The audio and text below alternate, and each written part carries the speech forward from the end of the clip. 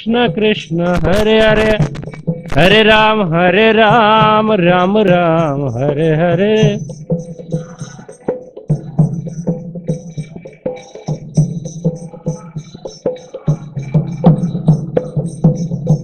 जय राधा माधव कुंज बिहारी,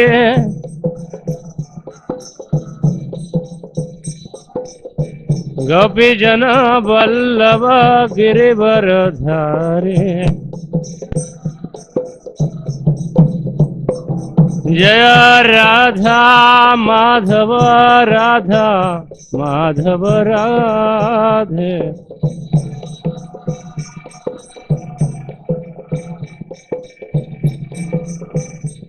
जय राधा मदन मोहन राधा मदन मोहन राधे।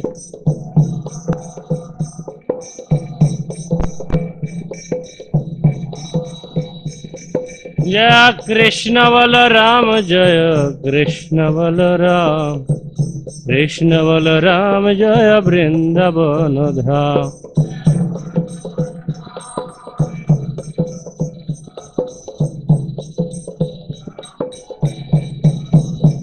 जय गौरनिताय जय गौरनिताय, गौरनिताय जय नवद्वीप धाम।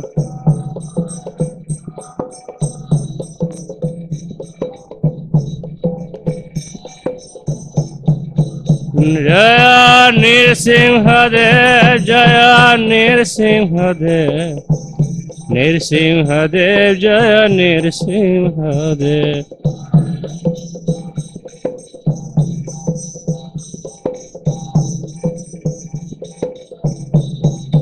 नीताय गौर Haribol Haribol, Haribol Haribol.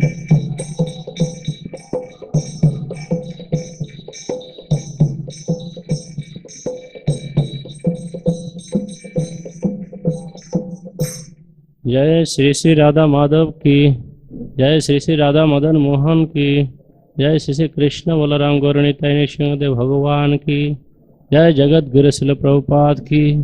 All glories to the assembled devotees, all glories to the assembled devotees, all glories to the assembled devotees, all glories to Sri Guru and Gauranga, all glories to Srila Prabhupada की।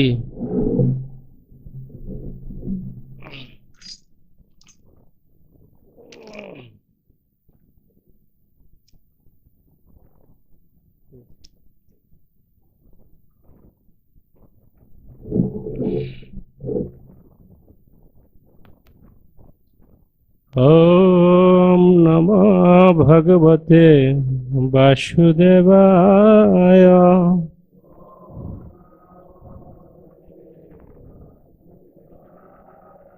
ओम नमो भगवते वासुदेवाय।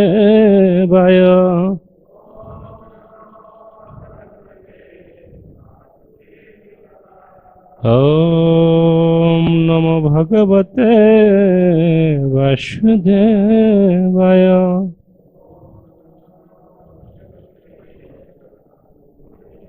नारायणं नमस्कृतं नरं चैव नरोत्तमं, देवीं सरस्वतीं व्यासं ततो जयमुदीरये। नष्टप्रायेषु भद्रेषु नित्यं भागवत सेवया, भागवतेरुत्तम श्लोके भक्तिर्भवति नैष्ठिके।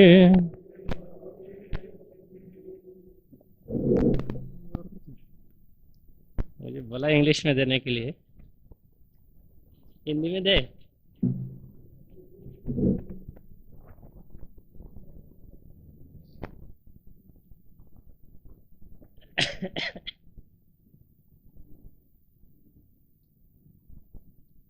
एक्चुअली जो श्लोक लेके है इसमें कोई तात्पर्य नहीं है, ये बेकार कष्ट किया।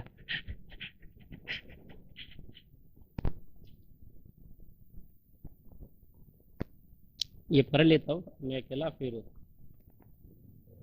ऐसे हवा एवं मुक्त लिंगस्य भगवत ऋषभस्य गोमाया वासनया दिशां यगताम अभिमान वासना संक्रमणः व्यङ्कटलं दक्षिण कर्णाकटाङ्गेशं यदृच्छेत गतः कुटकाचलगतगणस्तकृतस्ना कबल उन्मादैव मुक्तमूर्धज संधीतवदुरक्ष। इसका ये हिंदी किताब है क्या? किसी के पास है?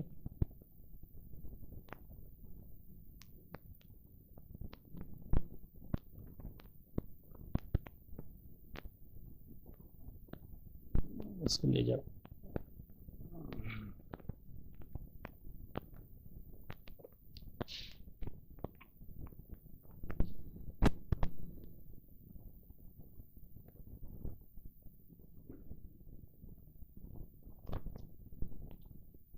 इंग्लिश लाग पूरा लिख रहा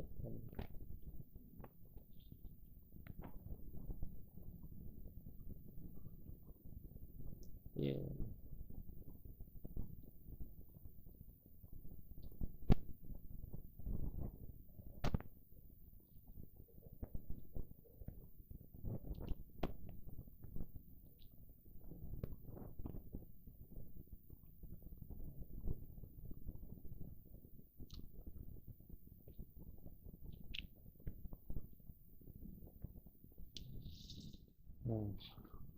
शब्द तो बहुत लंबी है, केवल अनुवाद करेंगे। वास्तव में भगवान ऋषभ देव के कई भौतिक शरीर ना था, किंतु युगमाया से ये अपने शरीर को भौतिक मान रहे थे। अतः सामान्य मनुष्य की भांति आचरण करके उन्होंने ऐसी मानसिकता का त्याग किया। ये संसार भर में घूमने लगे। घूमते घूमते ये दक्षिण भारत के कर्नाटक प्रदेश में पहुँचे, जहाँ के रास्ते में कुक, बैंक तथा कुटक पड़े। इस दिशा में घूमने की उनकी कोई योजना ना थी, किंतु कुटकाचल के निकट उन्होंने एक जंगल में प्रवेश किया। उन्होंने अपने मुंह में पत्थर के टुकड़े भर लिए और जंगल में नग्न तथा बाल बिखेरे पागल की भांति घूमने लगे। इसमें अगर कुछ तात्पर्य लिखता तो मैं बताता इसलिए, लेकिन प्रभुपाद माता पूरी नहीं किया हमके। आज के श्लोक है, अतः समीरवेग विद्युत वेणु विकर्षण जात उग्रदावनल तद्वन आलेलिहान सह तेन वददाह। अतः समीरवेग विद्युत वेणु विकर्षण जात उग्र दावानल तद्वनम उग्र दावानल तद्वनम आलेलिहान सह तेन ददाह। अत समीर वेग विद्युत वेणु विकर्षण जात उग्रदावानल तद्वन आलेलिहान सह तेन। किसी के पास मोबाइल है तो पढ़ सकते हैं। अत समीर वेग विद्युत वेणु विकर्षण जात उग्र दवानल तद्वनम तेन ददाह। ठीक है, ये एक्चुअली चंद बनाना पड़ते हैं। एक्चुअली ये जितने सारे श्लोक है इनमें चंद नहीं है। एक्चुअली चंद है, लेकिन ये चंद बनाना पड़ते हैं। सारे संस्कृत टेक्स्ट का चंद है, ऐसा कोई टेक्स्ट नहीं है दुनिया में जो चंद के बिना लिखा जाते। सब में चंद है। इसमें चंद मतलब जैसा कि मात्रा होते हैं, 11 मात्रा, 12 मात्रा, 14 मात्रा, 17 मात्रा। जैसे इवन गाना में भी जैसे आ करके जब टान देते हैं तो मात्रा भर जाते हैं। इसी तरह ये श्लोक में भी अगर मात्रा में नहीं आते, चंद में नहीं आते तो चंद में बनाना पड़ते।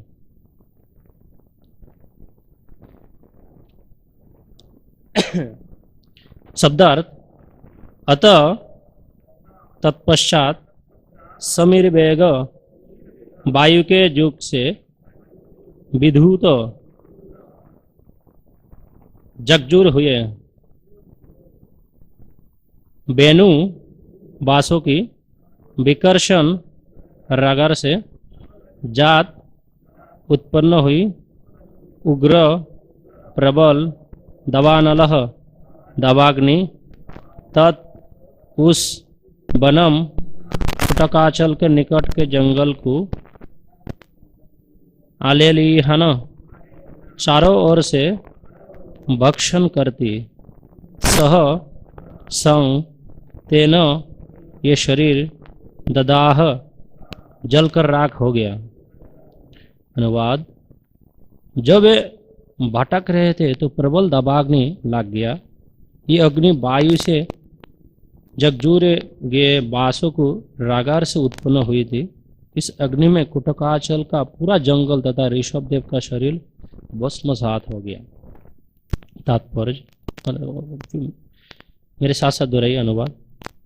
जब वे भटक रहे थे तो प्रबल दावाग्नि लग गया। ये अग्नि वायु से जगजूरे गया बासों की रगार से उत्पन्न हुई थी। इस अग्नि में कुटकाचल का पूरा जंगल तथा ऋषभदेव का शरीर भस्मसात हो गया। तात्पर्य, ऐसी दवाग्नि पशुओं के शरीरों को जला सकती है, किंतु भगवान ऋषभदेव नहीं जले। यद्यपि बाह्य रूप से ऐसा लगा कि ये जल गया, भगवान ऋषभदेव जंगल के समस्त जीवों की परम आत्मा है और उनकी आत्मा अग्नि में कदापि नहीं जल सकती। जैसा कि भगवद गीता में कहा गया है, अध्ययम आत्मा अग्नि में नहीं जलती, आत्मा अग्नि में नहीं जलती। भगवान ऋषभदेव की उपस्थिति के कारण जंगल के सभी पशु इस भौतिक बंधन से मुक्त हो गया। मम ज्ञान तिमिरान्धस्य ज्ञानाञ्जन शलाकया चक्षुर्मितं येन तस्मै श्रीगुरुवे नमः। श्रीचैतन्यमनोभीष्टं स्थापितं येन भूतले स्वयं रूप कदा मह्यं ददाति सपदान्तिकं। वन्देऽहं श्रीगुरो श्रीयुतपदकमलं श्रीगुरून् वैष्णवांश श्रीरूपं साग्रजातं सहगण रघुनाथं नितं तं सजीवं साद्वैतं सावधूतं परिजनं सहितं श्रीकृष्ण चैतन्यदेवं श्रीराधाकृष्णपदान् सहगण ललिता श्रीविशाखान्वितांश। हरे कृष्ण कृष्ण कृष्ण हरे हरे, हरे राम राम राम हरे हरे। मुखं करोति वाचनं पङ्गुं लङ्घयते यत्कृपातमहं वन्दे श्रीगुरुदीनतारिणं श्रीचैतन्येश्वरम्। हरे कृष्ण। इसलिए मेरे क्लास नहीं था, अचानक मुझे बोला गया कल रात को, वो जन्मभूमि चला गया जबलपुर। एक्चुअली वो मुझे इंग्लिश में देने के लिए कहा था। एक्चुअली इंग्लिश में भागवत का इसमें कोई मजा नहीं है, क्योंकि इसमें भाव नहीं आता। लेकिन प्रभुपाद ने इंटरनेशनल सोसाइटी बनाया, अभी बोलना पड़ते हैं।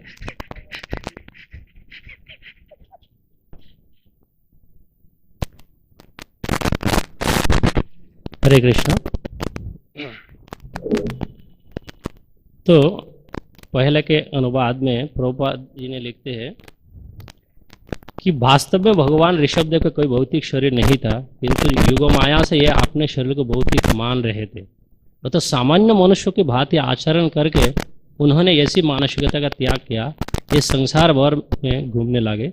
घूमते घूमते ये दक्षिण भारत के कर्नाटक प्रदेश में पहुँचे, जहाँ के रास्ता में कोक, बैंक तथा कुटक पड़े। इस दिशा में घूमने की उनकी कोई योजना ना थी, किंतु कुटकाचल के निकट उन्होंने एक जंगल में प्रवेश किया और उन्होंने अपने मुंहों में पाथर के टुकड़े भर लिया और जंगल में नग्न तथा बाल बिखरे पागल की बातें घूमने लगे। तो यहाँ पर हम देखते हैं प्रभुपाद जी कितने सुंदर बताते अनुवाद में कि एक्चुअली जो वास्तव में जो परमहंस होते और अवधूत होते, जो मुक्त जीवात्मा होती है, इनके इस भौतिक बंधन से, इस भौतिक संसार से इनका पहले मुक्त हो चुके, क्योंकि ये शरीर से रहते हुए ही मुक्त हो गया।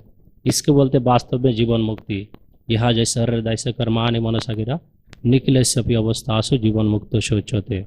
और पहले हम देखते हैं कि जीवन मुक्त व्यक्ति के 8 लक्षण बताया था। एक है अपहत पाप, बी जरो, फिर बी शुको, बी पिपाशा, फिर बीजी गत्स और सत्य काम और सत्य संकल्प। 8 लक्षण इसी ये तात्पर्य में नहीं है। ये पहले अध्याय में लगभग 1-2 अध्याय पहले प्रभुपाद जी ने बताते हैं कि एक्चुअली जीवन मुक्त का अर्थ है ये 8 लक्षण जिसके अंदर जब तक नहीं आया ये जीवन मुक्त व्यक्ति नहीं कहलाते। क्योंकि कोई भी आदमी को, किसी को भी पहचानने का कोई लक्षण होते, लक्षण के बिना हम किसी को नहीं पहचान सकते। विशेष करके वैष्णवों को जांच करना नहीं चाहिए। तो इसीलिए जीवन मुक्त व्यक्ति के यह 8 लक्षण अपहत पाप, बीजरो, बीजिगस, बी पिपासा, फिर बी शुको, फिर और एक सत्य काम सत्य संकल्प, और एक भूल गया। ये 8 लक्षण किसी के अंदर भी होना चाहिए।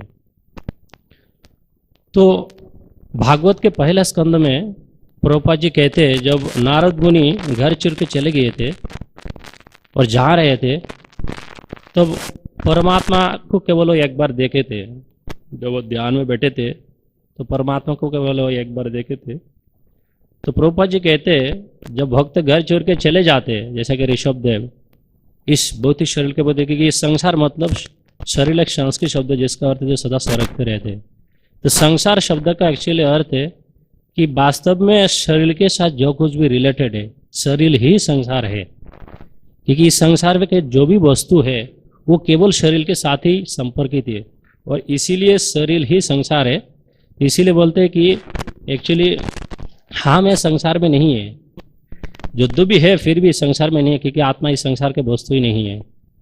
एक्चुअली बोलते हैं कि हम माया हमको नहीं पकड़ाया, एक्चुअली हम माया को पकड़ा है, क्योंकि ये शरीर है संसार और शरीर है माया। इसलिए शिलो क्या बोलते हैं ऋषभ देव जी ने क्या किया, इस भौतिक शरीर का कितना उपयोग है और इससे कितना विरक्त होना चाहिए, इसीलिए इन्होंने क्या किया, आपने खुद को और इस संसार के लोगों को शिक्षा देने के लिए वो क्या उस दावानल जो अग्नि है कर्नाटक प्रदेश के, जो इस जंगल में वो प्रवेश किया और ये सिखाने के लिए कि एक्चुअली वास्तव में शरीर से कितना विरक्त होना चाहिए। क्योंकि जब तक शरीर से विरक्त नहीं है तब तक संसार से विरक्त कदापि नहीं आ सकते, इम्पॉसिबल है। जय श्री श्री राधा मदन मोहन ललित अभिषेक कृष्ण बलराम गौरनीताई नृसिंहदेव भगवान की। क्योंकि शरीर ही संसार है, इसीलिए ये शिक्षा देने के लिए कि जब तक शरीर से विरक्त नहीं आते तब तक संसार से विरक्ति कदापि संभव है नहीं, क्योंकि शरीर ही संसार है। इसीलिए श्रीपाद शंकराचार्य बोलते कि अंगम गलितम फलितम मुंडम दशन विहीन जातम तुंडम वृद्धावस्था गृहित दंडम तदापि न मुंचते आशा पिंडम। कि जब हम जवान रहते हैं तो क्या होते, हमारे कितने सुंदर अभी शरीर है, नादुष नदुष, फिर धीरे धीरे ये शरीर अंगम गलितम क्या होगा, धीरे धीरे ये शरीर जब गलना शुरू करेगा तब यही रूप को कोई दूसरा कोई तब देखने के लिए प्रयास नहीं कर, चाहे मिस वर्ल्ड और मिस्टर वर्ल्ड हो। ऐसा नहीं है कि मिस वर्ल्ड से नाक से सुना निकालते और शरीर के जो सारे नवद्वार है, नवद्वार से मिस और मिस्टर वर्ल्ड के नाक से सुना निकालते नहीं, सबके नाक से नवद्वार के द्वारा गांधी निकालते हैं। तो बोलते कि अंगम गलितम फलितम मुंडम, और जैसे कि अभी हम तो रेजर से शेव करते हैं, लेकिन प्रकृति बिना रेजर के शेव कर देगा, सारे के सारे बाल अपने आप गिर जाएगा। अंगम गलितम फलितम मुंडम दशन विहीन जातम तुंडम। दशन विहीन, तब जब हमारे चमकीला दांत है, हम खिलखिला कर हंसा करते, तब बता कि एक फोटो उठाए थोड़ा हंसो तो, अरे सारे विकेट बोल्ड है सारे दांत गिर जाते तब सारे विकेट बोल्ड है, तब हंसने के लिए भी लज्जा आती है, अरे कैसा हंसू, सारे दांत गिर गया। दशना विहीन जातम तुंडम वृद्ध याति गृहीत्वा दंडम, और जब बुढ़े हो जाते तो हमारे पास दो लाठी, एक दो पैर है फिर तीन पैर बन जाते लाठी। तो गौरांग प्रभु एक लेक्चर में कह रहे थे लाठी रहना अच्छा है, क्योंकि रात को जब सोते तो चोर घर में नहीं आएगा और कुत्ता पास में नहीं आएगा। फिर भी लिखते तदापि न मुंचति आशा पिंडम, कि अंग गल जाते, अंगम गलितम फलितम मुंडम दशन विहीन जातम तुंडम, सारे दांत गिर जाते और प्रकृति बिना रेजर के सेव कर देते, सारे बाल गिर जाते, फिर भी तदापि न मुंचति आशा पिंडम, फिर भी इस संसार को जो भोग करने का इच्छा है वो आप तक जो आने का रास्ता पर चलते, क्योंकि मन कभी बुढ़ा नहीं होते।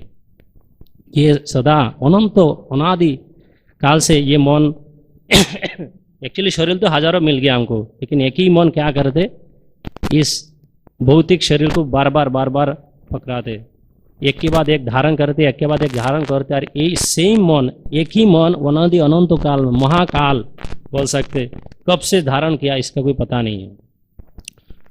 तो एक बार प्रभुपाद जी जब प्रवचन कर रहे थे, तो इवन जन्माष्टमी के दिन में भी प्रभुपाद जी हम शरीर नहीं है हम आत्मा है इसके ऊपर प्रवचन कर रहे थे। तो एक प्रभुपाद जी के एक शिष्य ने पूछा कि अरे प्रभुपाद जी आज जन्माष्टमी के दिन है फिर भी आप हम शरीर नहीं है हम आत्मा है इसके ऊपर क्यों प्रवचन कर रहे हैं, पूरा भगवान के कृष्ण के लीला के ऊपर बताइए। तो प्रभुपाद जी ने पूछा have you realised that you are not this body your soul, तुम उपलब्धि क्या है अब तक कि तुम शरीर नहीं हो तुम आत्मा हो।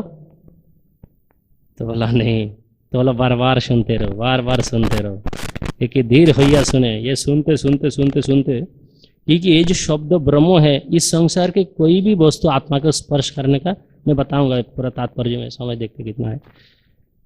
तो इस संसार के कोई भी वस्तु और कोई भी चीज आत्मा को स्पर्श नहीं कर सकते, शरीर के जो भी अंग प्रत्यंग है इसको स्पर्श कर सकते, लेकिन शब्द ब्रह्म के इलाहाबाद, शब्द ब्रह्म के इलाहाबाद इस संसार के कोई भी वस्तु ये आत्मा को जगा नहीं सकते।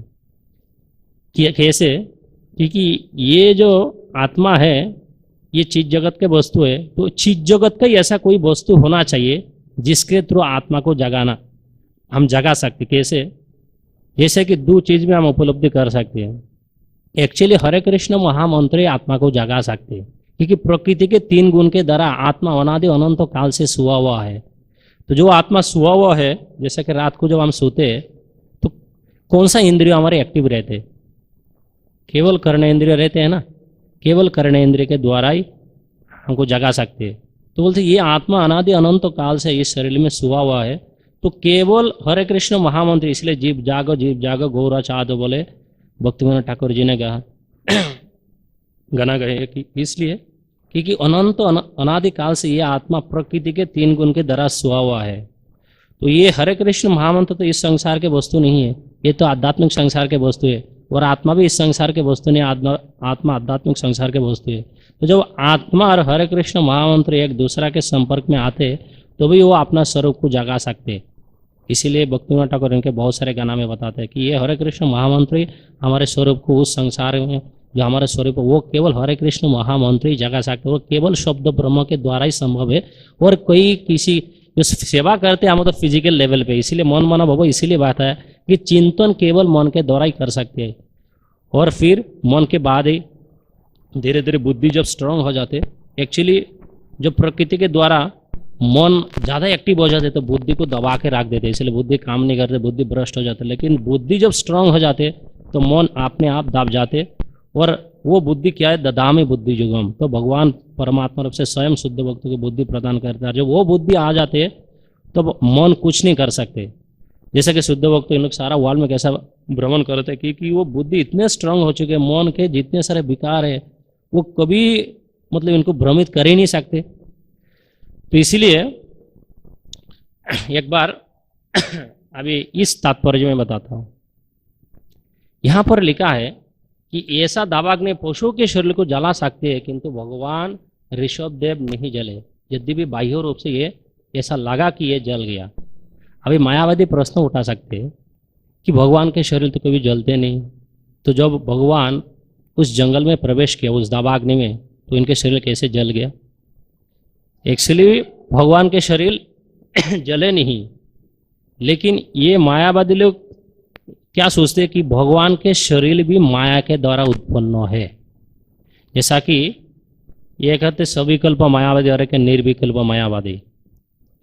तो क्या करते, जिन लोग भगवान के रूप को विश्वास नहीं करते तो वो क्या सोचते कि भगवान निराकार निर्विशेष है, तो वो क्या कर सोचते कि वो जब सत्य गुण में पहुंच जाते तो जीव भी नारायण बन जाते और भगवान क्या है, जैसे कि उन लोग उदाहरण देते, जैसे कि आप एक कागज़ का टुकड़ा लीजिए, ये कागज़ के टुकड़ा को आप फाड़ दीजिए, तो ऐसे इन लोग बोलते हैं कि ये जो कागज़ के टुकड़ा है ये भी कागज़ का ही टुकड़ा है, लेकिन ये दोनों में वो सोचते हैं कि एक्चुअली जीवात्मा भी भगवान से निकले, तो जीवात्मा जब सत्य गुण में पहुंच जाते तो जीवात्मा भी फिर से भगवान बन जाते। कैसे?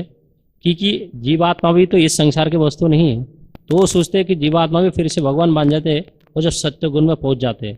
लेकिन उस सत्य गुण में पहुंचने के बाद भी, जैसा कि इन लोग उदाहरण देते, जैसा कि सारे जो क्या बोलते ब्रांचेस होते नदियों का, शाखा उपशाखा होते, वो अंत में जाके मायावादी क्या बोलते जी, आकाशात पतित अयम सागरम प्रति गच्छति। जैसे कि आकाश से बरसात होते तो बरसात के बाद क्या होते, ये सारे जाके नदी में मिक्स होते, फिर नदी से फिर सारे के सारे जो शाखा प्रशाखा होते सब क्या होते, जाके फिर समुद्र में मिक्स हो जाते। तो इन लोग सोचते हैं कि ये जो सारे जीवात्माएं हैं वो फिर से जाके भगवान के शरीर में समा जाते और नहीं तो खुद ही भगवान बन जाते। लेकिन उनको पता नहीं है कि एक्चुअली समुद्र में भी जो सारे मगर मछली है, ये सारे क्या बोलते हैं मछलियाँ और जो कुछ भी सारे प्राणियाँ, उसका भी अलग अस्तित्व है। जैसे कि अगर आप फ्लाइट से जाते हैं तो वो बहुत दूर से जो कोई दृश्य देखते हैं, तो उस दृश्य को देखने के बाद लगते है कि एक्चुअली जो ग्रीनरी साइड होते हैं वो ग्रीनरी साइड लगते है कि एक्चुअली वास्तव में कुछ नहीं है, कोई ऑब्जेक्ट दिख नहीं रहा है। लेकिन जब पास में जाते तो लगते है कि नहीं, इसमें वृक्ष है, लता पाता बहुत कुछ है। तो मायावादी लोग यही सोचते हैं कि एक्चुअली जो सत का उपलब्धि जो ज्ञानी होते वो केवल सच्चिद आनंद का एक ही पोर्शन, एक ही अंश उपलब्धि कर पाते, वो है केवल सत। ज्ञानी लोग केवल जो मुक्त जीवात्मा है वो केवल सत का उपलब्धि कर पाते, और जो जुगलुक है ये सच्चित, ये दोनों का उपलब्धि कर पाते। और जो भक्त लोग है ये केवल ये दो ही नहीं है, ये तीन, सच्चित और आनंद, ये तीनों का ही उपलब्धि केवल भक्त लोग ही कर सकते हैं। तो ये मायावादी लोग बोलते हैं कि एक्चुअली जीवात्मा क्या होते, जाके वो मिक्स हो जाते एक साथ। तो कभी कभी बोलते हैं इन लोग, जैसा कि उपनिषद में लिखा है कि ईशावश्यम इदम सर्वम जत किंच जगता जगताम जगत, कि सब कुछ तो भगवान से ही आया है, ये प्रकृति भी भगवान से आया है, ये जो 24 उपादान है ये कहाँ से उत्पत्ति हुआ है, ये 24 उपादान की भी उत्पत्ति तो भगवान से आया ना। तो भगवान से बोलते हैं कि ईशावश्यम इदम सर्वम जत किंच जगताम जगत, भगवान से जो कुछ भी आते हैं वो सब कुछ नित्य है, नित्य है। तो ये संसार क्यों नित्य नहीं हो सकते, इन लोग बोलते हैं। तो बोलते हैं कि नित्य इटर्नल और जो क्या बोलते हैं संपूर्णता, जैसा कि कंप्लीटनेस और इटर्निटी ये एक नहीं है। सपोज सोचिए ये ग्लास ऑफ वाटर है, ये जो ग्लास ऑफ वाटर है तो इसके अंदर जो जल है ये इसके अनुसार ये संपूर्ण हो सकते, लेकिन ये नित्य नहीं है, ये नित्य नहीं है। ये इसके अनुसार इस संसार के कोई भी वस्तु ये भी संपूर्ण है, लेकिन ये नित्य नहीं है। तो बोलते नित्य, मायावादी लोग बोलते नित्य और जो संपूर्णता एक ही है, नहीं, ये नित्य ये संपूर्ण हो सकते, ये इसका हर एक जीवात्मा अपने स्थिति में वो संपूर्ण है। जैसे कि 5 रस के अंदर जो भी रस है वो एक एक जीवात्मा अपने अपने रस में संतुष्ट है। तो ये जो जल है ये अपने अपने स्थिति में ठीक है, लेकिन ये नित्य नहीं है। तो इन लोग बोलते हैं कि इस संसार के सारे वस्तु तो भगवान से आया, तो भगवान से अगर सारे वस्तु आते तो ये संसार के सारे वस्तु भी नित्य है। तो प्रभुपाद जी में पिछले कुछ में ही दिया था क्लास, उसमें लिखा है कि एक्चुअली इवन मिट्टी से भी क्या होते जीवात्मा के, जैसा कि वृक्ष लता पाता है तो उसके अंदर भी तो जीवात्मा है। तो कभी कभी बोलते जड़ से भी चेतन का उपलब्धि होते, जैसा कि प्रभुपाद और भी उदाहरण देते, जैसा कि चावल के अंदर बहुत सारे क्या बोलते टर्माइट है, उसको क्या बिच्छू उत्पन्न होते। तो उन लोग सोचते कि बिच्छू का जो उत्पादन वो चावल से ही होते केवल, लेकिन ये संभव नहीं है, चावल से कैसा बिच्छू का उत्पादन हो सकते। तो अभी इस श्लोक में जो और भी बहुत सारे टॉपिक है मायावाद के, मैं अभी यहाँ बताएंगे एक एक करके। जैसा कि यह श्लोक प्रभुपाद जी ने कहा भगवद गीता से, जैसा कि भगवद गीता में कहा गया है कि अद्य अयम। तो इस श्लोक में आत्मा के जब अर्जुन युद्ध नहीं करना चाहते थे तब तो प्रश्न उठा कि मैं कैसे सारे मतलब रिश्तेदारों को मारूं, तो भगवान ने बताया कि देखो, तो भगवान ने यह श्लोक, ये जो है जो बासांसी जर्नल यह श्लोक है, तो ये फिर ये जो श्लोक है यहाँ पर इस श्लोक में नया लक्षण है। इस नए लक्षण को मैं बताऊंगा, फिर धीरे धीरे और भी पॉइंट आएगा। जैसा कि पहला लक्षण है अधाह्य अयम, आत्मा अग्नि में नहीं जलते। तो पहला तो बात है कि भगवान के शरीर तो चिन्मय है, तो कभी जल ही नहीं सकते। भगवान इसीलिए ये उठाया, ये पॉइंट उठाया ये व्यासदेव ने कि अधाह्य अयम, प्रभुपाद जी ने अधाह्य अयम, इसका अर्थ है कि एक्चुअली जीवात्मा के जो आत्मा है वो ही नहीं जलते। तो भगवान के शरीर के जलने के तो बात तो बहुत दूर के बात, जीवात्मा के शरीर ही नहीं जलते तो भगवान के शरीर कैसा जलते। तो अभी यहाँ पर प्रश्न उठ सकते हैं कि अधाह्य अयम का एक्चुअली वास्तव अर्थ क्या है। देखिए, ये जो आत्मा है, ये आत्मा एक्चुअली हृदय में स्थित है। तो जैसा कि हम अगर एक तलवार लेके जल को भी अगर काटना चाहते तो वो क्या काटेगा क्या, वो फिर से एक हो जाएगा। जितना भी प्रयास करें हम जल को काटे, वो इसको कोई काट सकते नहीं, वो एक ही हो जाएगा फिर से। तो आत्मा जो अणु है वो इस संसार के वस्तु है नहीं, तो उसको कैसे काट सकते। तो अर्जुन जो प्रश्न उठा रहे, तो भगवान कह रहा है कि देखो कि तुम पंडित की तरह बातें कर रहे हो, लेकिन वास्तव में तुम मूर्ख हो, क्योंकि आत्मा तो अचिंत्य, वो नित्य वस्तु है, इम्पेरिशेबल, इंडेस्ट्रक्टिबल। तो तुम इसको तुम्हारे बाण के द्वारा कैसा तुम काट सकते हो।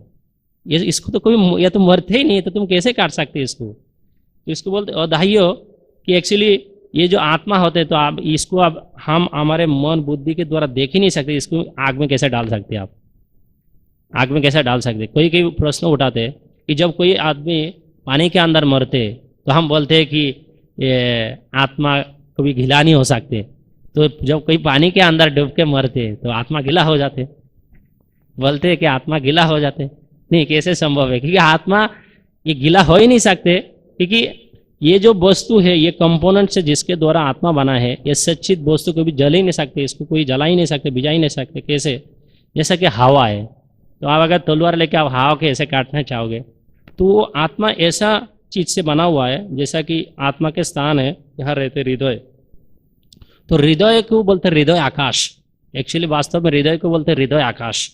तो आकाश में केवल शब्द है। तो इवन बोलते, इवन सांप, अगर कोई किसी को सांप दे देते और कुछ मतलब जैसा बोलते ठीक है तुम ये बन जाओ, तो ये इसका एक उदाहरण दिया कि एक्चुअली वास्तव में जैसा कि नल दमयंती है, नल दमयंती का कहानी सुना है ना। तो दमयंती जो अपने पति के साथ, नल के साथ जंगल में, एक्चुअली वो बहुत लंबी कहानी है, वो बताना नहीं चाहता हूँ, जस्ट उदाहरण।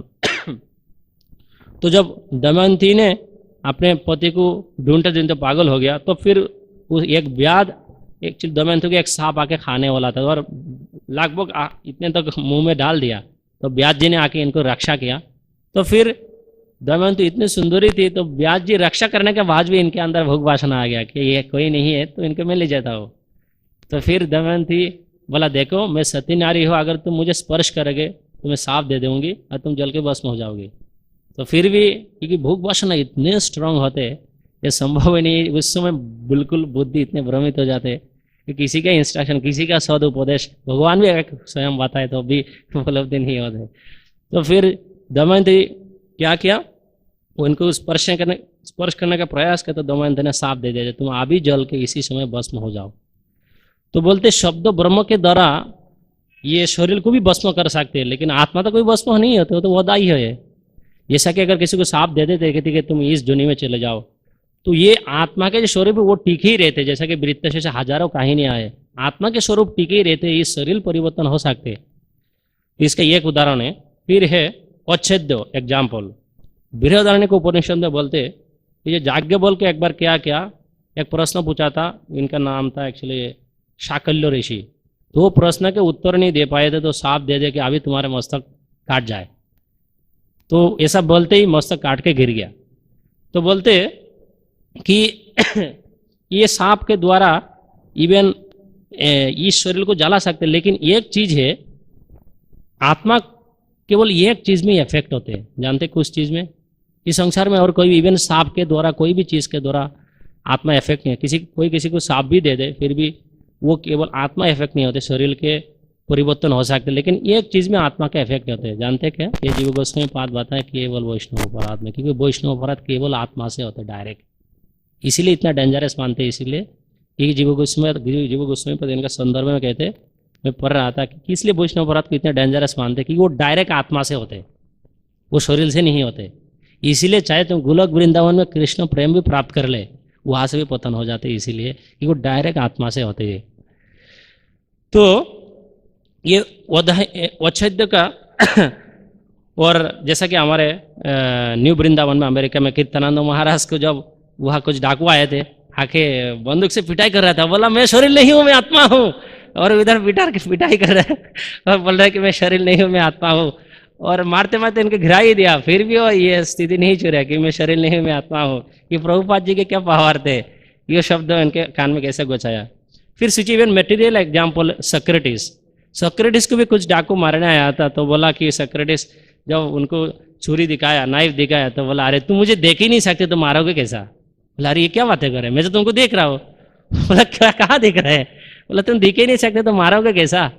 तो बोला मैं तो आपको दिख रहा हूँ। बोला ये जो तुम दिख रहे हो वो मैं नहीं हूँ, जो तुम दिख रहे हो वो मैं नहीं हूँ। तो फिर ये खुद ही भ्रम दिखा रहा, ये पागल है क्या? तो फिर महारानी खुद ही चला गया, पागल को क्या मारे। तो फिर ये है वच्छेद गया, अभी फिर अधाई हो गया, फिर अक्लेद्दो इनसॉल्युबल। इवन बोलते जो राग होते ना, राग रागिनी, कि ऐसे ऐसे राग है, जैसा कि वृंदावन में क्या था उनके नाम, जो इवन बरसात करा देते थे, हैं? तानसेन। जो तानसेन ऐसा राग रागिनी गाते हैं कि इवन बरसात हो जाते, तो बोलते कि ये इनसॉल्युबल है, कि पात्तर को भी गिला कर सकते हैं लेकिन आत्मा गिला नहीं होते। इस संसार के कोई भी वस्तु को गिला कर सकते लेकिन आत्मा गिला नहीं होते। इसके अर्थ एक्चुअली वास्तव में ओक्लेद्दो। फिर अशुष्य मतलब not able to be dried. ये कैसा है कि इस संसार के कोई भी वस्तु को आप शोषण कर सकते लेकिन आत्मा कभी किसी के द्वारा शोषित नहीं होते। कैसे? देखिए, हम जब हवा लेते तो हवा के द्वारा भी एक्चुअली बहुत सारे माइक्रोब्स का हम मारते हैं।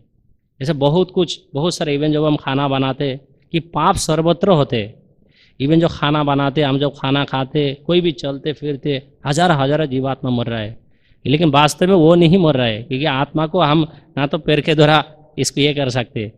तो इसके उदाहरण अशुष्य, जैसा कि अगस्त मुनि एक बार क्या किया, वो जब सारे असुर लोग पानी के अंदर, तो समुद्र के अंदर घुस गया था, तब सुर लोग आया था कि एक्चुअली आप कुछ कीजिए, अभी तो पानी के अंदर हम लोग मारेंगे कैसे? तो बोला कि ठीक है एक काम करते। फिर वो आपने हाथ के द्वारा शोषण कर लिया था, सारे जल को शोषण कर लिया और सारे समुद्र के जल शोषण कर लिया, और उसके बाद पूछा कि अभी क्या करे समुद्र के सारे पानी, फिर पेशाब करके भर दिया था पूरा समुद्र, इसीलिए समुद्र के पानी नमक है। तो फिर बोलते नित्य, ये प्रभुपाद बोलते हैं, फिर यह 9 लक्षण बताया आत्मा के कि आत्मा कैसे स्थित है एक्चुअली। तो इसमें और एक है नित्य, वो एवरलास्टिंग कैसे है, ये सर्व काल में रहते, ना तो कि आज यहाँ है काल उदार है, नहीं, आत्मा सर्व स्थिति में उसका रूप का कोई परिवर्तन नहीं है। एक्चुअली नित्य शब्द का यही एवरलास्टिंग इसीलिए है क्योंकि इसका कभी परिवर्तन इसलिए नहीं होते क्योंकि आत्मा के तो स्वरूप है ऑलरेडी आध्यात्मिक संसार में। जय श्री श्री राधा मदन मोहन ललित विशाखा कृष्ण बलराम गौर निताई निशिंगदेव भगवान की। तो आत्मा के तो नित्य स्वरूप ऑलरेडी है, इसीलिए शरीर आत्मा के ऊपर डिपेंडेंट नहीं है, आत्मा शरीर के ऊपर डिपेंडेंट नहीं है, शरीर आत्मा के ऊपर डिपेंडेंट है, क्योंकि शरीर का तो कोई वस्तु है ही नहीं है, इस संसार के वस्तु है, संसार के वस्तु, क्योंकि शरीर ही संसार है, तो संसार के वस्तु संसार में लय हो जाएगी, और आत्मा तो नित्य स्वरूप है उसके, इसलिए आत्मा शरीर के ऊपर डिपेंडेंट नहीं है, शरीर आत्मा के ऊपर डिपेंडेंट है। इसीलिए इसका एक्चुअली अर्थ है कि एक्चुअली नित्य है आत्मा। और सर्वगत का अर्थ है कि वो सब जगह में आत्मा जाने का क्षमता रखते, जैसे कि इवन सुषुप्ति अवस्था में भी जब हमारे ये शरीर का कोई फंक्शन नहीं रहते, सूक्ष्म शरीर का भी जब कोई फंक्शन नहीं रहते, तब भी आत्मा इस संसार से जा सकते हैं। जैसा कि बोलते हैं कि सुषुप्ति में हमारे आत्मा यहाँ से कारण समुद्र में जाते हैं, और कारण समुद्र में जाके जैसा कि गंभीर निद्रा में आप किसी को अगर ऐसा जगाए वो उठते नहीं। देखना आप कोई जो बहुत नींद में सो जाते, सपोज बहुत दिन से कोमा में है, when any patient are put in coma through anaesthetic and chloroform, जो क्लोरोफॉर्म और एनेस्थेटिक के द्वारा जो कोई पेशेंट को कोमा में रखा जाते, तो आप देखना इसको वो सूक्ष्म शरीर के कोई फंक्शन नहीं रहते और ये शरीर का कोई फंक्शन नहीं रहते। तो अब इसको ऐसा हिलाए भी, ऐसा कोई गाढ़ निद्रा में चले जाते, बहुत हार्ड वर्क किया, फिर ऐसा 10 मिनट के लिए ऐसा निद्रा लेना चाहते तो अचानक उठ के अरे 2 घंटा हो गया, ऐसा होते हैं ना। तो उस स्थिति में एक्चुअली आत्मा बोलते ये चांदोग्य उपनिषद में कि आत्मा कारण समुद्र में जाते हैं और वहाँ जाके चार्ज होकर वापिस फिर इस शरीर में आते हैं। इसीलिए ऐसे हिलाने के बाद भी उठते नहीं, अचानक ऐसा उठते हैं, अचानक ऐसा उठते हैं ना। तो एक्चुअली आत्मा वो कारण समुद्र में जाके चार्ज होकर महाविष्णु के शरीर से फिर से आते हैं। इसीलिए ये एक्चुअली सर्वगता है। और इसका उदाहरण है, एक बार शंकराचार्य जो एक बार वह साउथ इंडिया में मंदिर से निकाल रहे थे, तो देखा कि एक चंडाल शूद्रो उसके सामने खड़ा है, तो बोला अपसार हो तो बोला किमर्थम अपसार तो ब्रह्म इत्युक्ते सर्वोत्तम आस्ति, तो हम अपनी ब्रह्म अस्मि, तो किमर्थम अपसार तो। इसका अर्थ है, वो एक्चुअली संस्कृत कन्वर्सन से था, बोला कि अपसार तो हट जाओ रास्ता से, तुम शूद्र हो, मैं ब्राह्मण हूँ, तुम रास्ता से हट जाओ। तो बोला कि किमर्थम, तो बोला भगवान कह पश्यति, अहम अपनी आत्मा अस्ति, तो भगवान कह पश्यति, शरीर पश्यति और आत्मा, क्यों आप शरीर को दिख रहे हैं ना आत्मा को, क्योंकि आत्मा तो सर्वगत है, आत्मा यहाँ भी है, तो किसको हटने के लिए बता रहे हैं आप, मैं हटू ना आत्मा हटे। तो बोला आत्मा तो इधर सर्वत्र है, तो किसको हटने के लिए कह रहे हैं। तो शंकर जी बाबा तुम मेरे गुरु हो, जाके चरण स्पर्श किया, आज से तुम मेरे गुरु हो। तो लिखा कि चंडाल भी मेरा आज से गुरु है, कि मुझे भी ये उपलब्धि नहीं हुआ, मैं शरीर को दर्शन कर रहा था। तो फिर शंकर जी स्वयं जाके उस चंडाल का चरण स्पर्श करके तुम आज से मेरा गुरु हो। तो इसके अर्थ कि सर्वगत हो, कि ये एक्चुअली उपलब्धि करना चाहिए। भगवान तो क्या बोलते हैं, ये दावाग्नि के अंदर प्रवेश किया, हमको थोड़ा सा उपलब्धि करना चाहिए, गर्म दूध के अंदर अंगुली डाल के देखना चाहिए कितने उपलब्धि हुआ आत्मा। ये तो दूर के बाद थोड़ा सा गाली दे तो जल जाएगा अंदर। तो एक्चुअली अगर किसी को वास्तव में चेक करना चाहते हैं ना, तो थोड़ा सा मतलब एक दिन ऐसा ही जानबूझ के किसी को कटु वचन कह देना, तुम ऐसा हो, तो देखना क्या कितने उपलब्धि हुआ।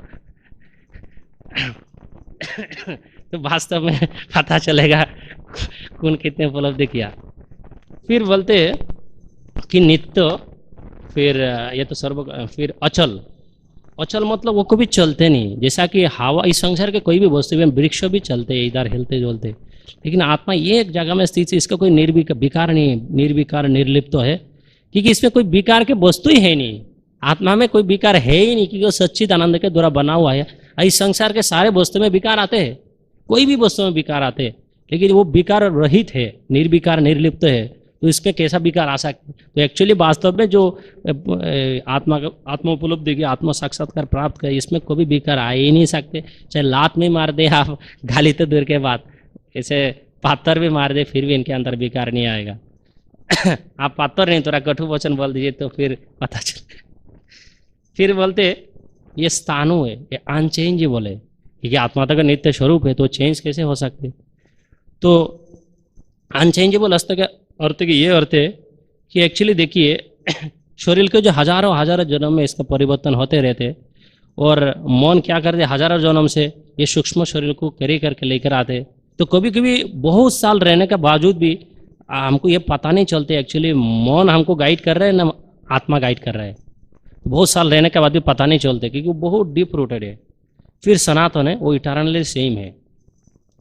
वो कैसा है, एक बार अर्जुन जब कुरुक्षेत्र युद्ध में युद्ध कर रहे थे, तो जब अभिमन्यु मारा गए थे, तो फिर अर्जुन रो रहा है। तो कृष्ण बोला तुम क्यों रो रहे हो। तो थोड़ी देर बाद देखा कि कृष्ण भी रो रहा है। तो बोला ठीक है, मैं रो रहा हूँ इसीलिए कि मेरा पुत्र मर गया, तो आप क्यों रो रहे। तो बोला मैं इसीलिए रो रहा हूँ कि तुमको गीता का इतने उपदेश समझाने के बाद भी तुम रो रहे हो, तो इसको देख के मुझे भी रहना है।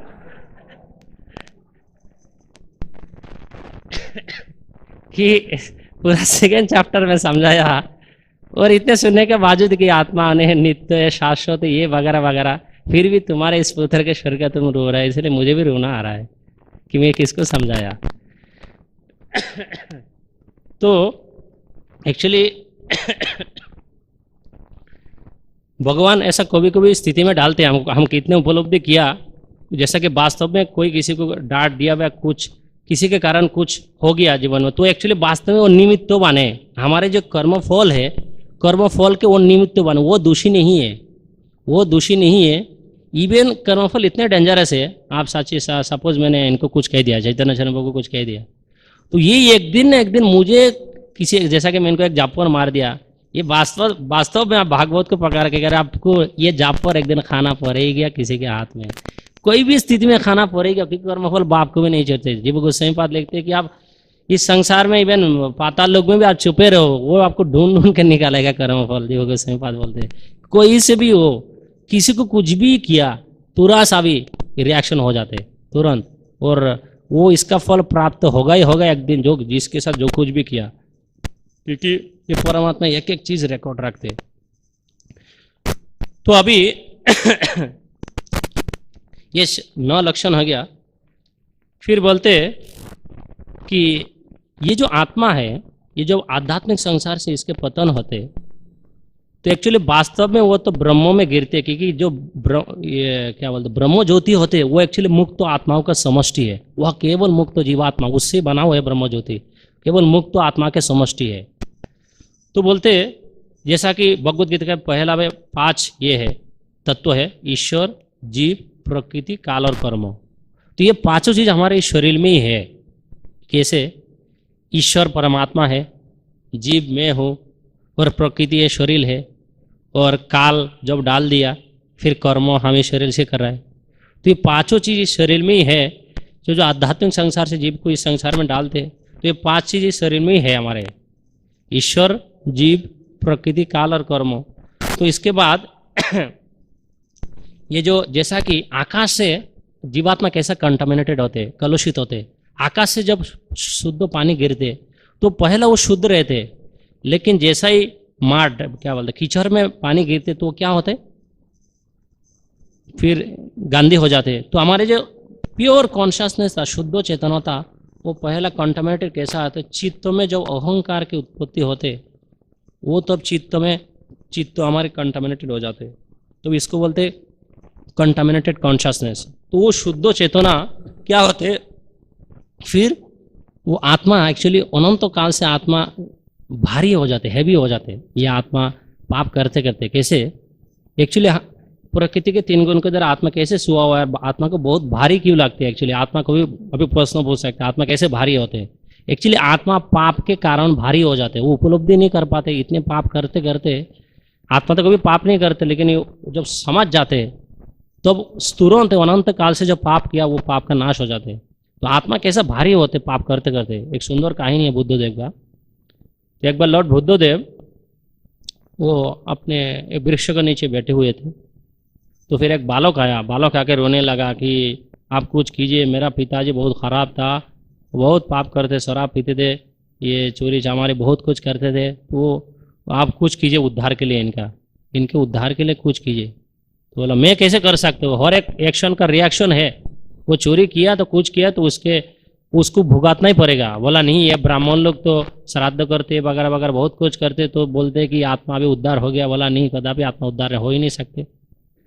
ऐसे श्राद्ध सेरेमनी जो कुछ भी कर ले, आत्मा का उद्धार कभी नहीं होते। आत्मा जो पाप किया उसका फल भुगतना ही पड़ेगा। ऐसा नहीं इस संसार में जैसा कि 10 - 5 तो = 5, और जैसा कि 5% पाप किया और 5% पुण्य किया तो ठीक है, 5 - 5 0 रह जाते हैं पुण्य। ऐसा ये कोई कैलकुलेशन मैथमेटिक्स नहीं है। 5% पाप किया तो उसको अलग से भोग करना पड़ेगा, 10% पुण्य किया उसको भी अलग से भोग करना पड़ेगा, कोई किसी की क्षमा नहीं है। तो फिर बुद्धदेव इतने समझाने के बाद बोला नहीं, आप कुछ कीजिए, मेरे पिताजी के लिए कुछ कीजिए। तो बुद्धदेव इसको समझा ही नहीं पा रहे कि देखो वो जितना कुछ किया, मैं तुमको झूठा आश्वासन नहीं दे सकता, जो कुछ भी किया उसको भुगतना ही पड़ेगा। तो फिर अल्टीमेटली कहा कि ठीक है, तुम एक काम करो, गांव से जाके तुम शुद्ध घी लेके आओ एक पातिल में, और एक पातिल जो मिट्टी का बर्तन हो तो उसमें पत्थर भर के लेके आओ।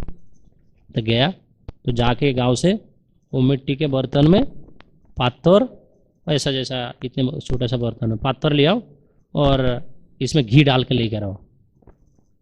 तो पूरा घी भर के लेकर आया और पत्थर के बर्तन लेकर आया। तो बोला अब एक काम करो, इसको ले जाओ तुम सरोवर में और जाके दोनों को रखो और एक लाठी से दोनों बर्तन को टूट दो। बोला ये कैसे प्रायश्चित करा रहे आप? बोला करा रहा हो, आप जाओ। तो फिर गया, तो मिट्टी के बर्तन तो भासते हैं ना, तो ऊपर इधर एक रखा इधर एक रखा। तो बोला ऐसा जैसे दोनों बर्तन को टूट दिया, तो एक बर्तन पत्थर के बर्तन, पत्थर तो ऊपर नहीं भासते, पत्थर क्या करते नीचे गिर जाते। और बोला घी तो ऊपर ही भास जाएगा ना। तो फिर बुद्धदेव ने कहा कि नहीं, पत्थर को ऊपर भासना चाहिए। पत्थर जो है ना ये ऊपर, ये इसको भी पत्थर को भी तैरना चाहिए, सॉरी पत्थर को भी तैरना चाहिए। बोले ये कैसे पागल की बात करे, पत्थर को भी तैरते हैं क्या? बोला नहीं, पत्थर को भी तैरना चाहिए, तो जाके तुम्हारे पिताजी का प्रायश्चित मैं करूँगा। तो फिर बहुत देर समझाने के बोला ये सच में बुद्धदेव पागल है, ये क्या बातें करे, पत्थर को भी तैरते हैं क्या?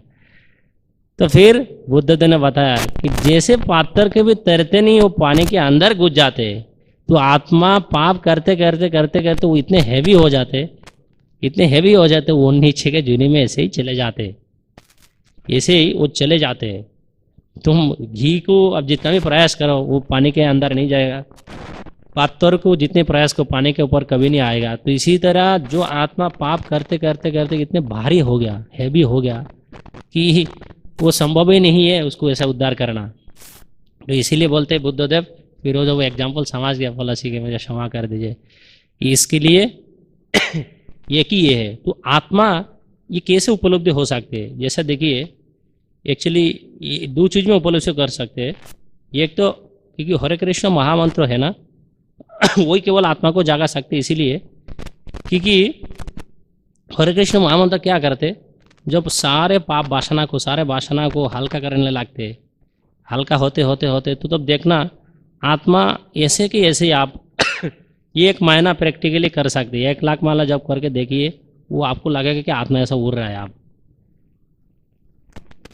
किसी ने पूछा था गुरु माँ से, शायद जानकीनाथ प्रभु ने, कि कैसे हम उपलब्धि करें कि ये एक्चुअली आत्मा की स्थिति। तो गुरु महाराज ने बताया कि ज़्यादा एक्चुअली शरीर का चाहिदा जो है ना वो ज़्यादा कम थे, जब ज़्यादा जप करते तो ऐसा ही डिमांड कम हो जाते, शरीर के डिमांड ऐसे ही कम हो जाते, क्योंकि आत्मा के डिमांड जितने बढ़ते जाएगा शरीर की स्थिति इतनी भूलते जाएंगे आप।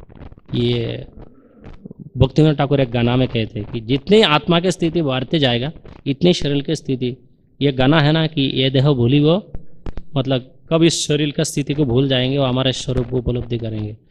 तो वो केवल ये हरे कृष्ण महामंत्र में कर सकते, और ये भगवान के सेवा में 2 चीज़ में कर सकते। और हरे कृष्ण महामंत्र ये अल्टीमेट सेवा। तो ये आत्मा धीरे धीरे हल्का होने लगते, तो शारीरिक स्थिति कम होने लगते। ऐसा नहीं है कि आप हजारों साल से योग साधना करने से, क्योंकि वो योगी लोग क्या करते हैं, वो अपने स्थिति में जो परमात्मा को प्राप्त कर ले वो ठीक है, लेकिन जो ज्ञानी है वो ज्ञान के द्वारा सारे कर्म वासना को जला सकते हैं। जैसा कि बरसात ऋतु में फिर से अगर बरसात होते तो फिर जला हुआ वृक्ष फिर से उग जाते, तो ये कर्म वासना फिर से जाग जाते। लेकिन केवल हरे कृष्ण महामंत्र ही क्या कर सकते, वो सारे कर्म वासना को ऐसा, जैसा कि वृक्ष जब तूफान आते तो वृक्ष को उठा के फेंक देते, तो इसी तरह ये हरे कृष्ण महामंत्र सारे वासना को केवल मारते ही नहीं, अंदर से उठा के फेंक देते। तब जाके वो आत्मा धीरे धीरे हल्का होने लगती। वो जो इतने हजारों करोड़ों जन्म से हम पाप किया, तो धीरे धीरे वो हल्का होने लगता है, हमको उपलब्धि होने लगता है कि वास्तव में हम शरीर नहीं है, हम आत्मा है। वो धीरे धीरे उपलब्धि होते केवल हरे कृष्ण महामंत्र के द्वारा ही। इस कलियुग में तो और कोई प्रोसेस है ही नहीं।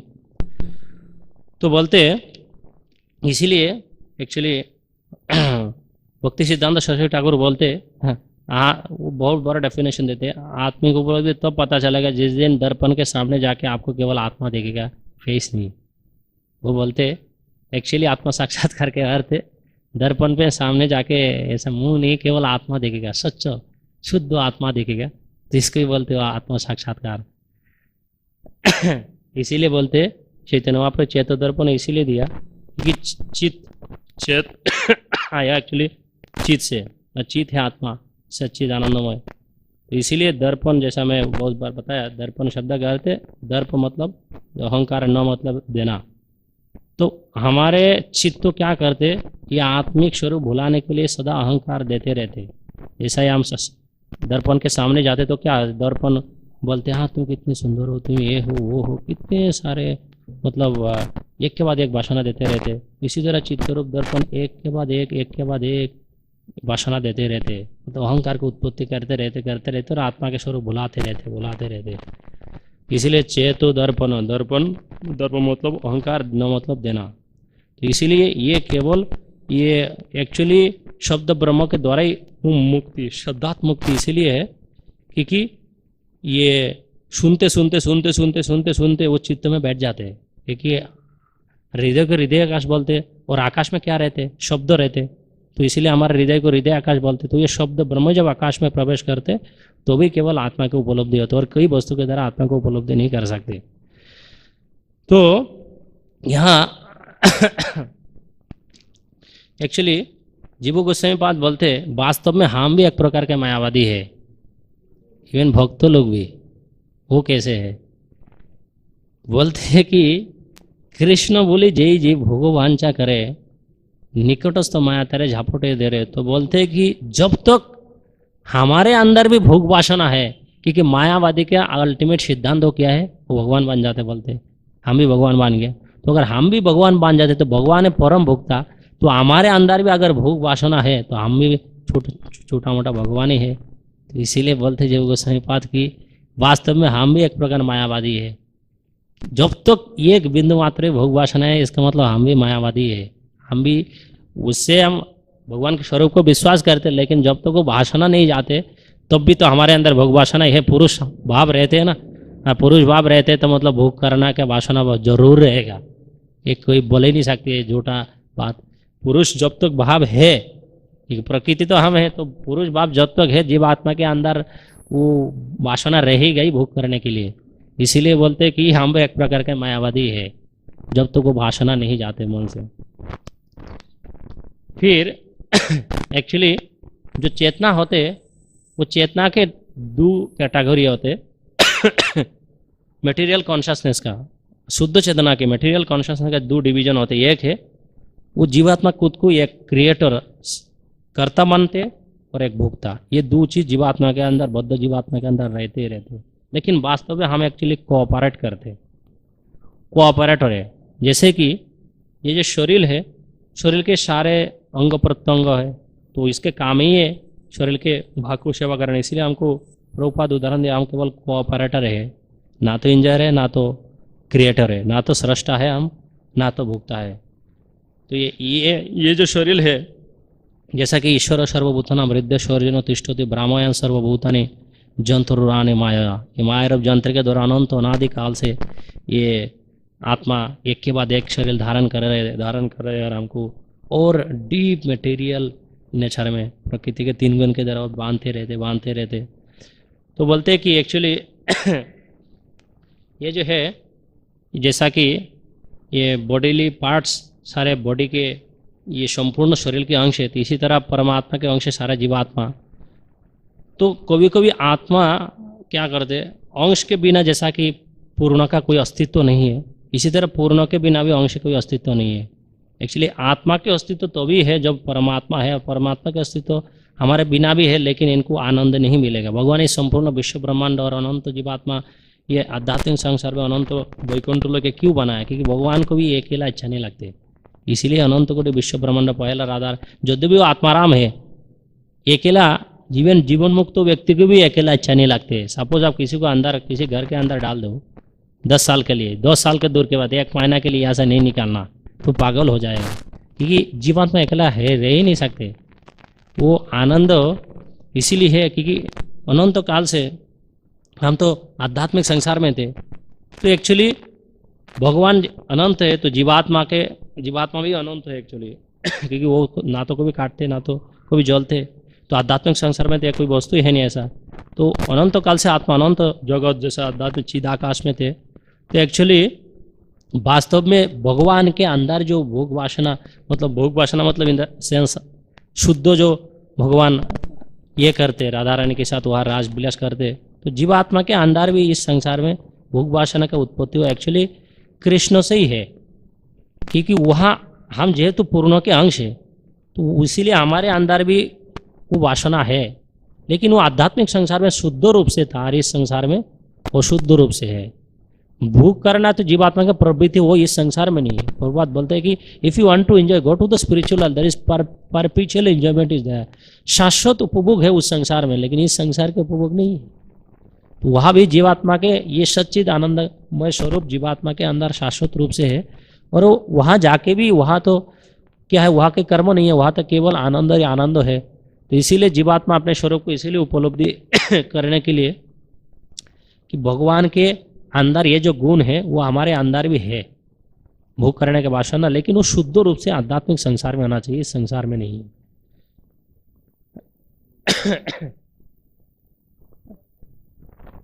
अच्छा अभी प्रश्न तो नहीं रहेगा मुझे पता है। एक अल्टीमेट एग्जाम्पल है, ये जो है ये एक्चुअली जो ये आत्मा को कौन मार रहा है, जैसा कि उस दिन राधा गोपीनाथ हो के एग्जाम्पल दे रहे थे कि आत्मा अणु एक बाल के अग्रभाग 1000 एक बाल के अग्रभाग के 10,000 भाग एक भाग है, इतने छोटा जो अणु आत्मा है। तो इधर काम क्रोध लोभ मोह मद मात्सर्य इधर खींच रहा है, इधर खींच रहा है, इधर खींच रहा है, तो बेचारा अकेला इतने छोटा है वो क्या करेगा। जैसा कि एक छोटे ये नित्यानंद यहाँ बैठे हैं, तो यहाँ पर 6 आदमी इधर खींचेगा तो ये बेचारा छोटा बच्चा क्या करेगा। तो ये आत्मा इतने छोटा है कि हम हमारे स्वरूप को उपलब्धि करें, लेकिन ये बहुत पावरफुल है। छोटा है लेकिन बहुत पावरफुल है। तो ये आत्मा चारों तरफ खींच रहा है और क्या करते हैं, हमारे स्वरूप को ही वो भुला के रख देते हैं। जैसा कि एक एग्जाम्पल है, अंदर जला के रख देते हैं, टर्माइट इफेक्ट। जैसा कि जो काठ होते हैं ना, लकड़ी, जैसे ये बना है लकड़ी, तो उसके अंदर जो टर्माइट क्या बोलते हैं, टर्माइट को दीमक, तो दीमक क्या करते, अगर खा के रख देते अंदर, तो अंदर अगर खा के रख देते तो आप जाके इसको एक जस्ट क्रम्बल ऐसा जैसे थोड़ा सा घुसी लगाइए तो सारे स्ट्रक्चर अपने आप गिर जाएगा। तो काम क्रोध लोभ मोह मद मात्सर्य वो अंदर जला के रख कर दिया। अभी जस्ट फॉल डाउन कब होते, एक जस्ट पूरा सा ब्लो गया, तो ये अंदर खा के रख कर दिया और जस्ट ए ब्लो है, this is matter of blow, the whole structure will crumble down. तो इसीलिए ठीक है और नहीं बताएंगे जैसा। तो यही समाप्त करते, अगर प्रश्न है कमेंट है नहीं। अच्छा माता जी हैं एक मिनट।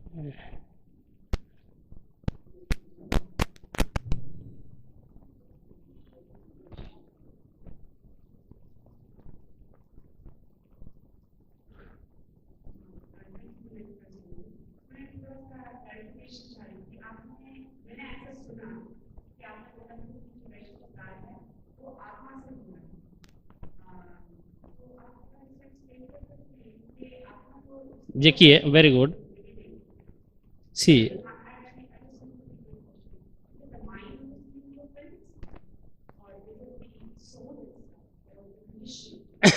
नो एक्चुअली वो माइंड नहीं है, मैं बताता हूँ। क्योंकि भक्त तो भक्ति जगत में आ गया, तो भक्ति जगत में आने के बाद वो तो आत्मिक स्तर में है, चाहे कोई ये हम विचार नहीं कर सकते कौन किस स्थिति में है। तो वो तो क्योंकि भक्ति के प्रभुपाद बोलते ब्रह्मभूत तो प्रसन्नात्मा से भक्ति के शुरुआती होते, केवल शुरुआत होते। अभी कौन कौन किस स्थिति में हुआ हम वैष्णव को विचार करने का क्षमता हमारे पास नहीं है। तो क्या है, एक भक्त एक आत्मा है, तो मैं भी एक आत्मा हूँ, तो डायरेक्ट आत्मा को ऑफेंस कर रहा है। इसीलिए जीव गोस्वामी बताया वहाँ कोई माइंड के फंक्शन भक्त के साथ जो ये होते, ये कोई माइंड का डील नहीं रहते उसमें केवल क्योंकि वो जानते हैं कि भक्त तो इसीलिए आया भक्ति जगत में कि वो जानते हैं कि मैं आत्मा हूँ, भक्ति की शुरुआत इसीलिए होते है, इसीलिए कोई इस संसार के वस्तु को चूर के, इतना भोग वासना चूर के भक्ति में इसीलिए आते कि वो जानते थोड़ा बहुत, ये भक्त लोग जब प्रवचन करते तो जानते थोड़ा बहुत कि मैं आत्मा हूँ, इसीलिए वो सब कुछ छोड़ कर यहाँ आया। तो इसीलिए जीव गोस्वामी बात बोलते हैं कि एक्चुअली जो आत्मा से ही अपराध होते, क्योंकि हम जानते हैं कि एक भक्त तो है, और भक्त मतलब वो कोई ना कोई स्थिति में है, क्योंकि सेवा तो कर रहा है ना, भक्त तो सेवा कर रहा है ना, इसीलिए बोलते हैं कि एक्चुअली वो डायरेक्ट आत्मा से होते, वो मन से नहीं होते। इसीलिए जीव गोस्वामी बात बताया कि इवन कृष्ण प्रेम से भी कैसा पतन हो जाता है। आप पूछिए रूप गोस्वामी पाद जब लीला दर्शन कर रहे थे, अरे ऑफेंस तो दूर के बाद, अपराध तो दूर के बाद, जब वो बिना जानबूझ के, ये तो जानबूझ के बातें करें आप, लेकिन बिना जानबूझ के जब रूप गोस्वामी पाद वहाँ वृंदावन में लीला दर्शन कर रहे थे, जब वो एक अष्टवक्र के एक ऋषि थे, तो वो ऐसे ऐसे चल के जा रहे थे, तो फिर उनको पता भी नहीं, वो राधा रानी उधर कृष्ण राजा रानी के साथ मजाक कर रहे थे कि एक्चुअली जैसा कि वो कृष्ण राधा रानी कृष्ण एक्चुअली बिना देख के वो वृक्ष पर चढ़ गया, राधा रानी जब ये वृक्ष को ऐसा, जैसा लिटिल कृष्ण में है, फूल को तोड़ना चाहते हैं तो कृष्ण इसको ऐसा उठा दिया, वो लीला कृष्ण दर्शन कर रहे थे, और वो रूप गोस्वामी पाद वहाँ बैठ के ऐसा दर्शन कर रहे थे और हंस रहे थे, और वो सोचा, वो पता भी नहीं है, पता भी नहीं है कि वो उधर है, तो इसीलिए वो इतना डेंजरस है। इवन कृष्ण प्रेम से भी पतन करा देते, चाहे कोई भी स्थिति में हो, ना जानबूझ के, बिना जानबूझ के, कुछ भी स्थिति में हो। वो रूप गोस्वामी का जो एग्जाम्पल है परफेक्ट एग्जाम्पल। तो फिर इसका ये चला कैसे, तो रूप गोस्वामी पाद पूछा कि तुरंत वीडियो बंद हो गया वो आध्यात्मिक संसार की लीला तुरंत बंद हो गया, एक सेकंड भी नहीं लगा। और हम तो स्पेशली मैं कितने अपराध करते भगवान जानते, थोड़ा सा गुस्सा होते मैं क्या क्या बोल देता तो फिर वो जब रूप गोस्वामी को पूछा, तुरंत सनातन गोस्वामी के पास आया कि मेरा लीला बंद क्यों हो गया, मैंने जानबूझ के ऐसा कुछ भी नहीं किया। तो बताया नहीं, कुछ ना कुछ तुम किया, बिना जानबूझ के किया। तो पता नहीं, तो बोला ठीक है वैष्णव सेवा दो। तो किसी का अगर पता लगाना चाहिए तो वैष्णव सेवा देना चाहिए, फीस देना चाहिए, और कौन भक्त नहीं आते वही अपर उसके इनके चरण में अपराध किया। तो ये रूप गोस्वामी बाद इतने ऊंचा स्तर के संत होते हुए भी फीस दिया उन्होंने कि देखते कौन भक्त वृंदावन में नहीं आ रहा है, फिर वो भक्त नहीं आया। फिर सनातन गोस्वामी बोला कि इनके चरण में तो तुमने अपराध किया। फिर जाके पूछा तो बोला हाँ आप उस दिन हंस रहे थे, मेरा इस शरीर के अंग भंगी को देखकर आप हंस रहे थे। बोला को, बोला उस दिन उस समय, बोला नहीं क्षमा कीजिए, मैं वास्तव में वो बताना नहीं चाहता। फिर बता दिया कि देखिए मैं राधा कृष्ण का लीला दर्शन कर रहा था और राधा रानी के साथ कृष्ण से मजाक कर रहे थे और ये देख के मैं हंस रहा था, और वास्तव में आपको लगा कि मैं आपको देख के हंस रहा, क्षमा कीजिए। तो फिर उल्टा वो क्षमा मांगे, मुझे क्षमा करिए, आप कितने ऊंचे स्तर के वैष्णव है कि मैं इसको ले लिया। आपके चैतन्य चरण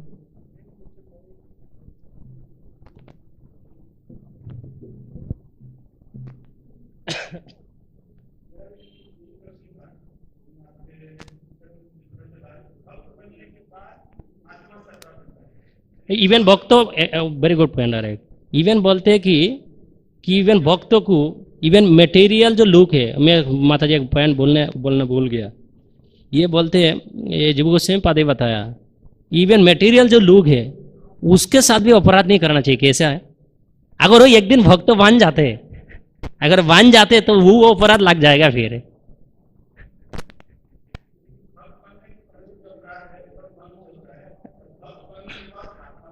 हाँ लेकिन भक्त बनने के पहले भी हमको इसीलिए बोलते कटु वचन व किसी के द्वारा किसी को अपमान भी नहीं करना चाहिए, क्योंकि वो अगर एक दिन वैष्णव बन जाते, जीव गोस्वामी बोलते हैं, अगर अभी नहीं बना है, सोचिए कि हमारे मंदिर में कोई काम कर रहे हैं, सेवा कर रहे हैं, तो वो अभी तक बना नहीं भक्त, लेकिन एक दिन अगर बन जाएगा तो वो जो पिछले अपराध किया वो भी लग जाएगा।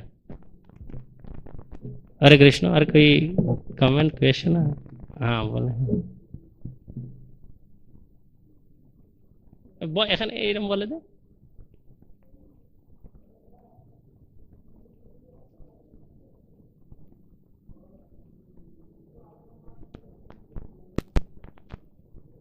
हाँ अभी प्रश्न समझ गए, आप बोलना चाहते हैं कि ये तो भगवान के अंग कांति से ब्रह्म ज्योति है ना, यही बोलना चाहते हैं? हाँ माइक से बोल।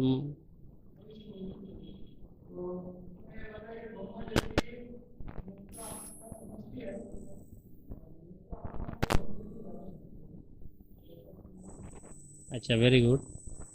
एक्चुअली बाने हैं अर्थात मुक्त आत्मा के समष्टि बताया मैं। समष्टि अर्थात जितने सारे लिबरेटेड सोल मुक्त जीवात्मा है जो भगवान के स्वरूप को उपलब्धि नहीं किया, उसके ऊपर वो जा नहीं सकते। ब्रह्म ज्योति के ऊपर वो जा नहीं सकते। वहाँ ही इनकी समष्टि, मतलब वहाँ ही रहते हैं इन लोग। समष्टि जैसे हम सब लोग एक साथ बैठ के इधर है ना, ये सारे हम भक्त लोग यहाँ पर बैठ के है ना, तो उसी तरह ही वहाँ जो है ना मुक्त जीवात्मा जो परमात्मा उपलब्धि भी नहीं किया, जो भगवान के स्वरूप तो उपलब्धि के दूर के बाद, तो वो जो ब्रह्म ज्योति है वहाँ पर सारे मुक्त, जैसा कि मायावादी लोग ये भी जाते हैं, ये भी वहाँ पर जाके सब लोग एकत्रित होते उधार।